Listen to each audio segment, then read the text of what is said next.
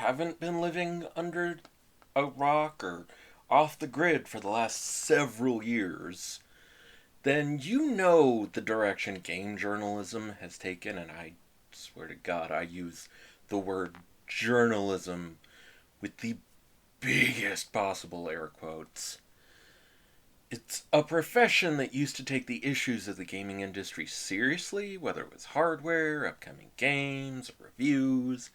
Game journalists, again, giant air quotes, talked about games and the gaming industry without shitting on the people who love it. Today? Oh, no, no, no, no, no, no, no, no, no. Today, we can't go 5 fracking sentences of a single blasted tweet without some game journo injecting identity politics that they use as a weapon against fans of gaming. You know, through this whole thing, I'm not going to really say the word gamer because they've just somehow morphed that into some kind of slur, which is just, oh God, can the meteor just come already? Can the alien invasion just happen? Yeah? Okay, great.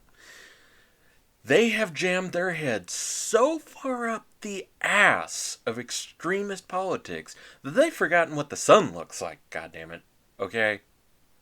You took them outside right now, they'd be horrified by that light in the sky.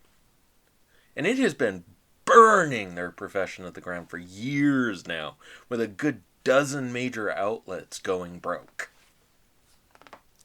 At this point, calling it a profession is an outright joke. Because these people have shot the idea of professionalism out a goddamn airlock. Why bother talking about it now, though? Obviously, this has been going on for many, many moons, and it's just gotten progressively fracking worse as each painful damn tweet goes by. I'll tell you why. I want to do it now because of something I saw play out just before the release of Cyberpunk 2077. Putting aside whatever you think of that game for the moment, my God. Oh, God, to be good. Jeremy, over at the Quartering, who has hit just over 1 million subscribers, by the way, congrats, put out a video about the reviewer Kaylee Plague, who works at, I believe, GameSpot, talking about her Cyberpunk review. Now, his argument was that she did not do the work to put out a proper review. How did he back that up, you might ask? With evidence! Remember evidence? I kind of do. Long, long ago in the before times. That evidence was a video that she put out herself from a live stream talking about how she didn't do any crafting, upgrading, didn't change her clothes, didn't get new cars. None of that. You know, the really basic important parts of an RPG like Cyberpunk, she just skipped altogether. Then she doubles down on that, saying she doesn't even really like RPGs, so she didn't want to do all of that stuff. Oh my God, what happened to this industry? There are a crap ton of problems to go over with how unfracking professional that is, but first, let's talk about the response, right? Okay, let's do that. This will be fun, right?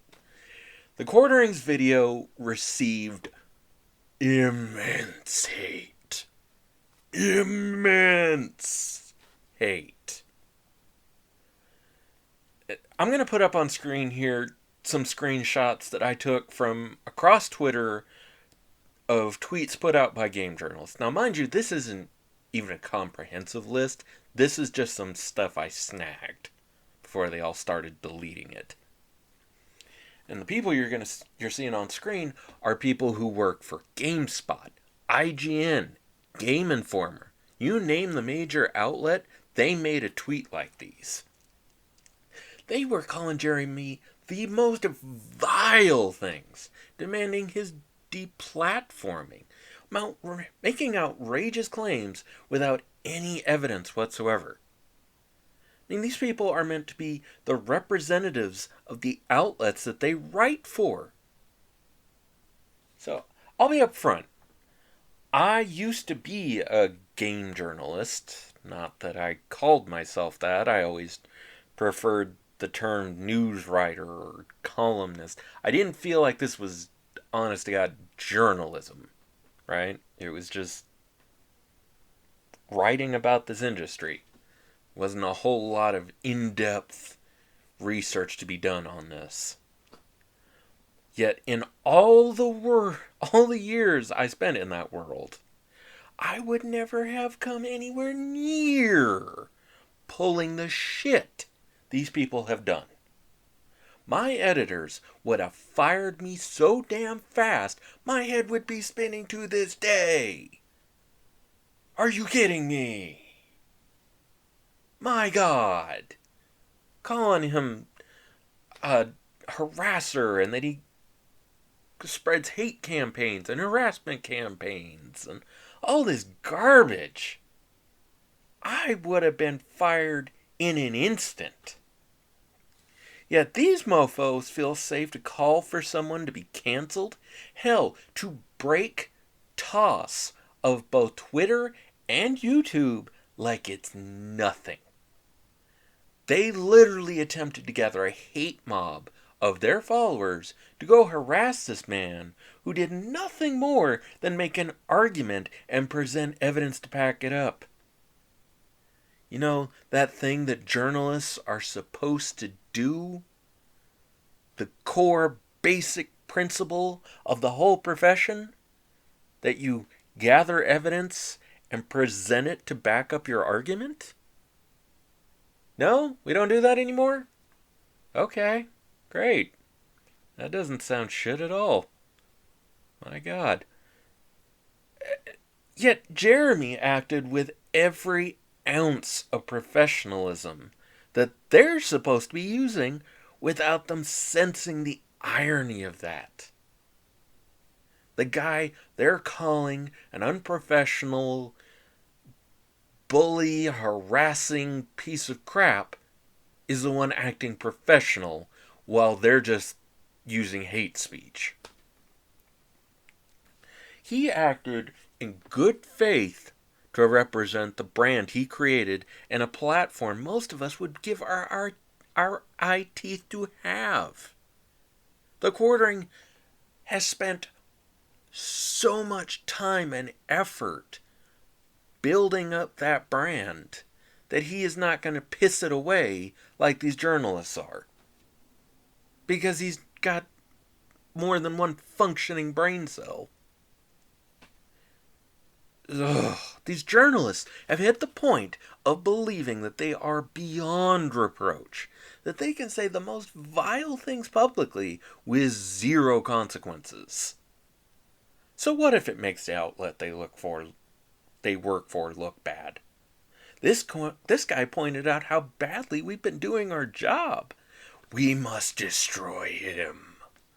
No one must know that we're hacks and cowards. Like, oh my God. Come off it already. Please. If you cannot take the smallest bit of criticism without dropping all professionalism to go on the attack, you should not be working in the public eye. Okay? When you act as a public figure for a company, no matter what industry it's in, you damn sure need to act like an adult.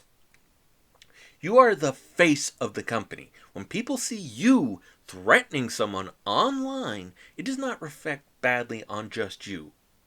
Though let's make it clear, threatening somebody over false claims and just general bullshit is twisted and makes you look like a degenerate.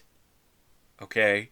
You're acting like a degenerate and you need to knock it off. Problem is, it will tarnish the company as a whole, which is a surefire way to bring down everyone else with you. All because you wanted to throw a little tantrum. Keep those tantrums up, and your whole industry will go the way of the dodo, replaced by people who can stick to a higher standard, like YouTubers, who don't think they're above everything, just beyond reproach, that they can attack their fans and just anyone with zero consequences and just make up crap. Just pull it out of their ass and fling it at people. I mean, what I have seen in the last couple of weeks especially makes me doubt the game journalists are going to right the ship before it does its best Titanic impression. And, oh my god, if any of them come see this or see it on Twitter and complain about it, I want you to go through my Twitter feed, because I know you love doing that. You love trolling through people's old tweets, trying to conjure up some kind of ammo against them.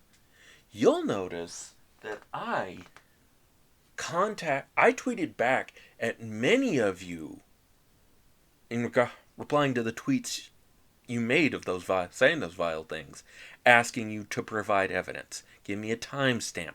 Give me a quote. Give me a video clip. Give me anything to back up what you're saying. And not damn one of you had the guts to respond. You want to be taken seriously as journalists, and you cannot do the most basic part of your job? And I'm supposed to take that seriously? Anyone is? Either stop making up cowardly crap and do your job, or just knock it off altogether. Go work someplace else if you cannot handle it. I didn't mean to get this worked up over this, but this pissed me off, man. Okay? This just pissed me off. Where do you get off with this nonsense? My god. I mean, this has been Punk 5 Pop. Try and go find some positivity in the world. Please. Find it and send it to me, because Twitter is going to make me have a stroke yet. I swear. Yeah. Till next time, hope you enjoyed the vid. Stay positive, and I will see you in the next video. Later.